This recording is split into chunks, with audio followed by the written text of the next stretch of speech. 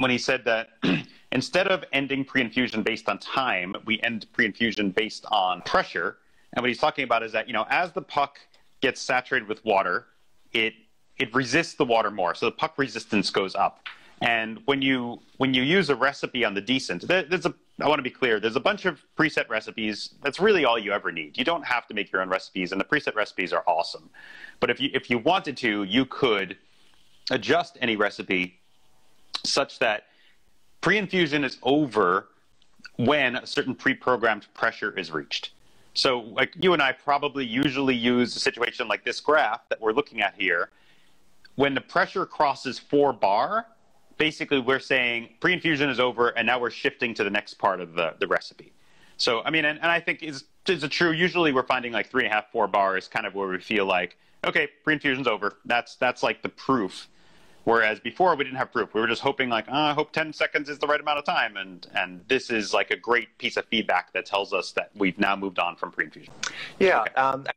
So you've got the default profile up on the screen, and you're doing a pre-infusion rate of 3.5 milliliters per second in this shot. And a very common thing I would do if you wanted to just tweak a profile is you pull this shot, and then you knock the puck out, and you notice there's some dry spots.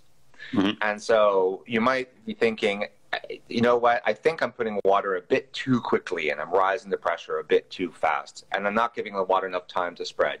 So the only thing I would change in this shot is that very first thing I would say, you know, let's just slow it down to 3 mils per second.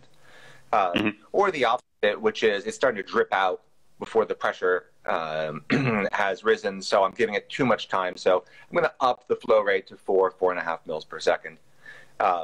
But as a rough measure, by the way, I found that most ground coffee can't absorb water faster than 4.5 mils per second in terms of espresso. Okay. So somewhere in that range, typically 3 to 4.5, and 4 is the default I give. Now, traditional Italian espresso machines blast the puck, typically somewhere between 8 and 12 milliliters per second for a very, very fast compression. When the espresso starts to come out through the bottom, the whole puck is not saturated. There's dry spots there.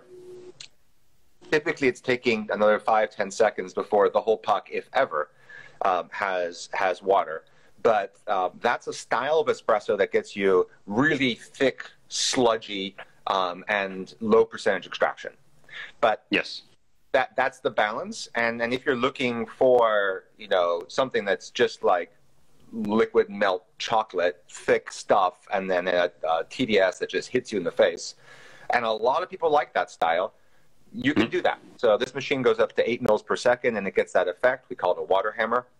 But most of the time, people are looking for some sort of subtlety from their beans, and we don't make it like that. Sure.